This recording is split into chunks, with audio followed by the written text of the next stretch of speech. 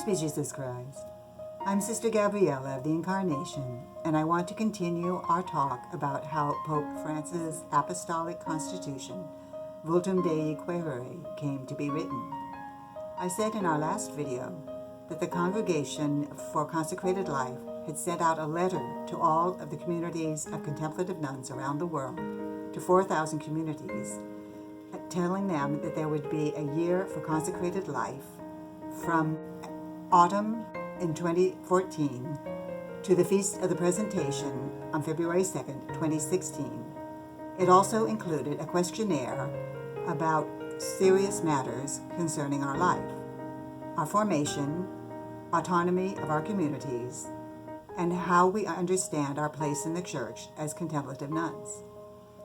At the end of the year of consecrated life, there was a meeting in Rome of various members of different institutes of consecrated life and societies of apostolic life.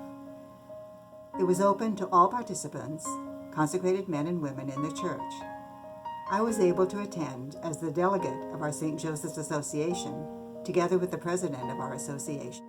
The meeting took place in Rome at the end of January and the beginning of February 2016. It was strenuous, exciting, and very informative. We all met together in the Paul VI Hall, some 4,000 consecrated men and women, for the first conferences, one of which was on contemplation and was given by our Carmelite friar, Father Miguel Marquez Calle. Then we divided into groups. There were the groups of members of societies of apostolic life, the consecrated virgins, men religious, women religious of active life, and there were the monastics. We were the monastics, the contemplative nuns, and there were 300 of us. Dominican nuns, Benedictine nuns, Carmelites, Poor Clares, Augustinians, adorers of the precious blood, and others.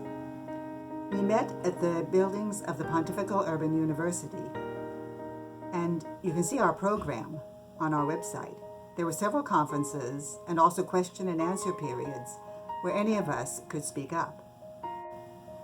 In our following videos, I will talk about the different conferences, especially the conferences which summarized our answers to the questionnaire.